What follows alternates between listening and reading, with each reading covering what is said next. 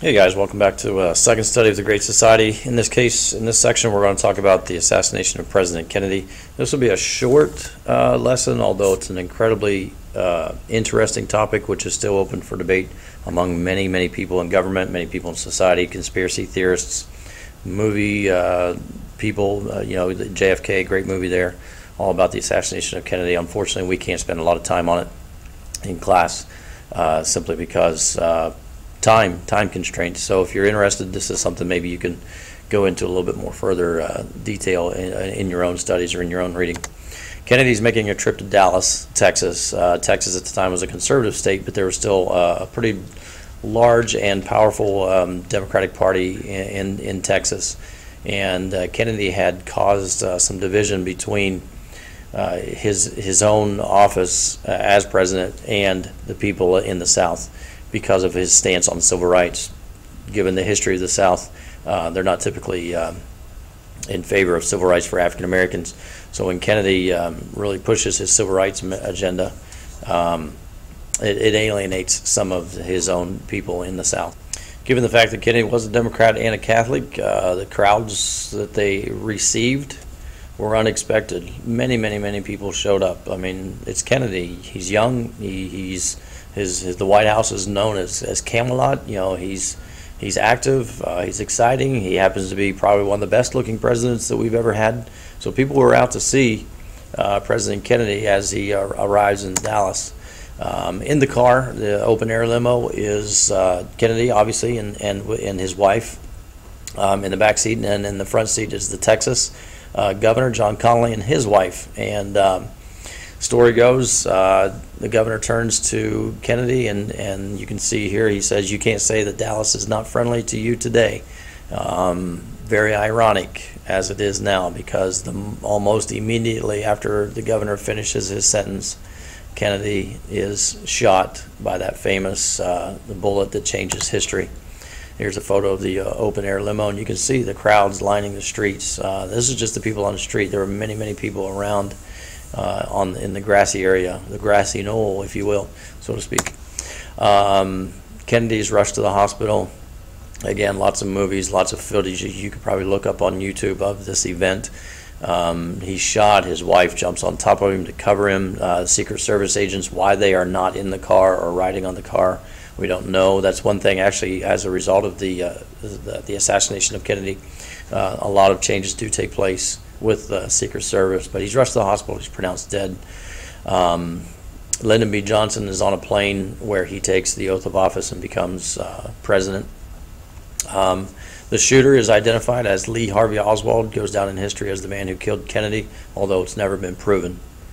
Again, that's one of the many conspiracy theories. A little bit about Oswald. He's a former Marine, trained very well in sniper. He lived for a time in the Soviet Union. Could speak Russian fluently. The reason he is accused of killing Kennedy is because they found his palm print on the rifle that was supposedly used to kill Kennedy.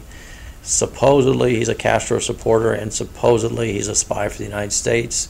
That information was not made public at the time of his trial, or leading up to his trial. A lot of stuff in here that leads to conspiracy theory. Yes, he was a former Marine. Yes, he lived in the Soviet Union. Well, why did he live in the Soviet Union? Well, conspiracy theorists say he was a spy.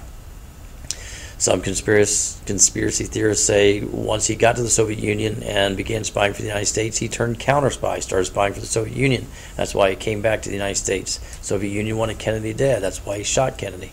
There's just all kinds of crazy conspiracy stuff. I say crazy just because, not because it's unbelievable, but just because it's unbelievable about the amount of information that we don't know still about this situation. There's a photo of Lee Harvey Oswald minus all the red ink. I apologize for that. During the trial, or at the beginnings of the trial, Lee Harvey Oswald is being transferred between jails.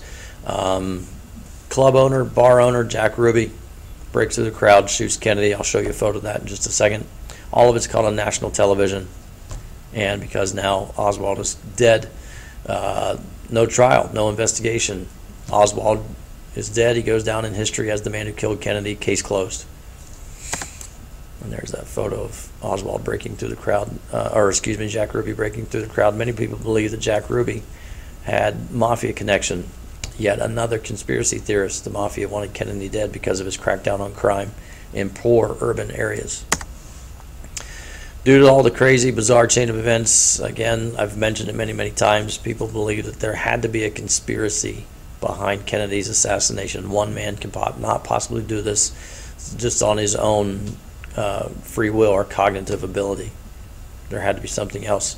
Too many open ends, again, because of the assassination of Oswald as he was being transferred between jails.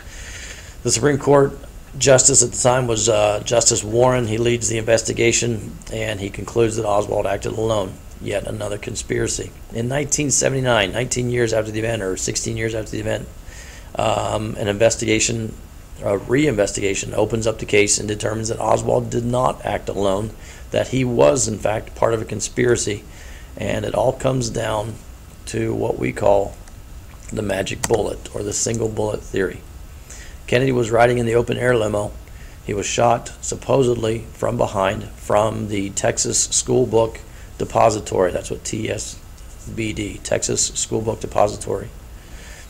Supposedly, that's where Oswald was, in this building. Shoots Kennedy from behind. The bullet enters Kennedy's right shoulder, and this is the magic bullet theory, and it enters Kennedy's right shoulder because Kennedy had a bullet wound here. Exits his shoulder, turns in midair, shoots Kennedy, or enters Kennedy from the front, because the autopsy proved that Kennedy had been shot from the front as well in the neck.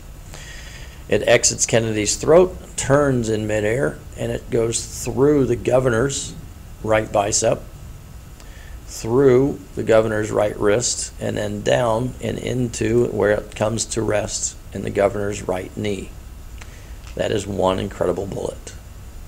But this is what the Warren Commission determined their evidence on as the single shooter, and why Oswald is believed to be the one who killed President Kennedy, acting alone.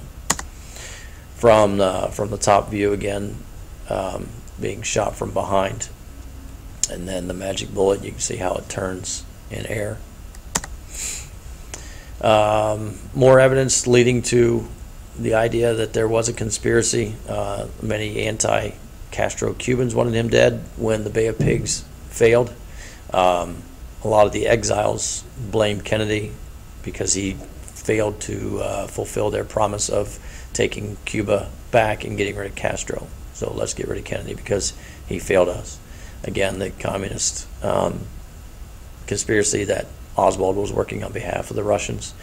CIA, after the failed Bay of Pigs, privately, Kennedy just blasts the CIA, blames them for the whole debacle.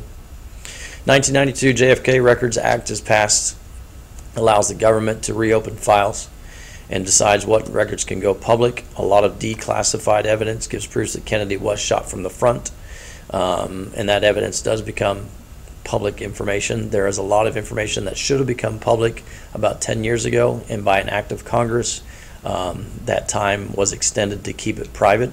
So clearly there's somebody still alive or somebody in Congress still that could be hurt by this evidence proving that Kennedy was shot by more than one person, or that there was a conspiracy to attack and kill Kennedy.